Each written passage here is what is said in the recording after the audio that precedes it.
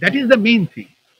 এই কনফিডেন্সটা উনি আমাদের উপরে পেয়েছেন, এইটা হলো সবচেয়ে বড় কথা। যে উনি চিন্তা করছেন যে আমি বাংলাদেশের ডাক্তারের কাছে করব। দেখবেন যে অনেক বড় বড় লোক আমাদের পার্শ্ববর্তী প্রেসিডেন্ট দেশেই অপারেশন করে, এবং দেশে অপারেশন করাতে কি হয়, বাংলাদেশের মানুষের ভিতরে বা সেই দেশের মানুষের ভিতরে জাগ্রত সৃষ্টি হয়, এবং এইটা ডাক্তার সমাজকে অনেক প্রভাবিত করে, অনেক ইন্দ্র করে। এই জিনিসটা ডক্টর শফিকুর রহমান।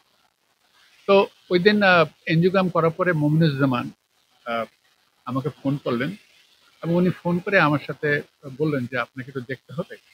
তো ডক্টর মমিনুজ্জামান আমরা প্রায় একসাথে 34-35 বছর কাজ করি। হার্ট সার্জারিতে, heart cardiology sector, cardiac surgery sector, we know our territory. কোন রুগীটা ওনার, কোন রুগীটা আমার।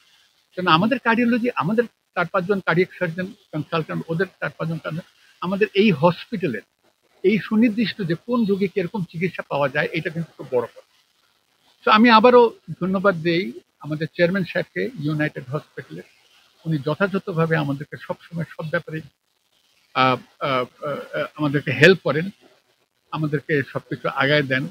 যা যখন চাই তখন তা ওনারা আমাদেরকে মানে মানে নিউ নিউ প্রোভাইড করেন, যত টেকনোলজি এবং মেকানিক্যাল সাপোর্ট যেগুলো আছে। এটা একটা বড় জিনিস। তবে সর্বোপরি আমি মনে করি যে, আমি বিশ্বাস করি যে এই কনফিডেন্সটা যদি বাংলাদেশে আমরা ডাক্তারদের তরফ থেকে জনগণকে দিতে পারি, কথাটা যেটা অনেক আগেই বলি, আমি সবসময় এখনো বলি একই কথা, যে বাংলাদেশের মানুষ বাংলাদেশের ডাক্তারকে দিয়ে একটা রিজনেবল প্রাইসে, সুষ্ঠু চিকিৎসা হোক, এবং at the end of the day ওরা যেন মনে করে, ওরা যেন তাদের নাগরিকত্ব নিয়ে গর্ববোধ করে, ওরা যেন বাংলাদেশে আমরা নাগরিক এইটা নিয়ে তারা গর্ববোধ করে, যে আমরা নাগরিক, আমরা একটা অল্প পয়সায় বা সুনির্দিষ্ট পয়সায় একটা সুষ্ঠু চিকিৎসায় আমরা সেরে উঠি, আমাদের কষ্ট করে বিদেশে যেতে হচ্ছে না। অনেক আগে, আজকে থেকে 2003 সনে না 4 সনে একটা ইংরেজি পত্রিকায়, আমার মনে নেই অবজারভার নাকি সামথিং, হার্ট ফাউন্ডেশন, আমরা যখন প্রথম হার্ট সার্জারি শুরু করি ব্রিগেডিয়ার মালিকের নেতৃত্বে, তখন আসলে কত শত কোটি টাকা ফরেন কারেন্সি চেঞ্জ সেভ হয়েছে বাংলাদেশে। তো দ্যাট ওয়াজ এ ডে যখন ওই যে মুজাহিদ সাহেব এরা সবাই আসতো। তো আমার কথা হলো যে এই আস্থাটা আমাদেরকে দেখা উচিত। যদি বলি ব্যবসায়িক দিক দিয়ে, health industry is a very big industry. এটা অনেকে বোঝে, অনেকে বোঝে না। আমি সাধারণত এরকম ইয়েতে আসি না, কোনো লাইভ শোতে আসি না, কিন্তু আমি এটা বলবো যে বাংলাদেশে এখনো ইউনাইটেড হাসপাতালের মতন বা এভার কেয়ার হাসপাতাল, ঢাকা শহরেও যদি 10টা হাসপাতাল হয়, রুগীর শেষ হয় না।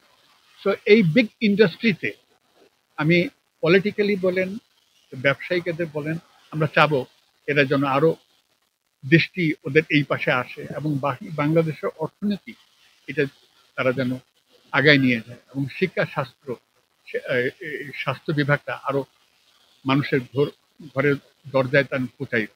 1, 2 নম্বর হলো আমরা উনাকে একটু ভিন্ন রকম যতটা ভালো পারছি, যেটা সবচেয়ে রিসেন্ট টেকনোলজিক্যাল অ্যাডভান্সমেন্ট, 2টা ধমনে দিয়ে অপারেশন করা, লিমা এটা দিয়ে অপারেশন করতে পারছি।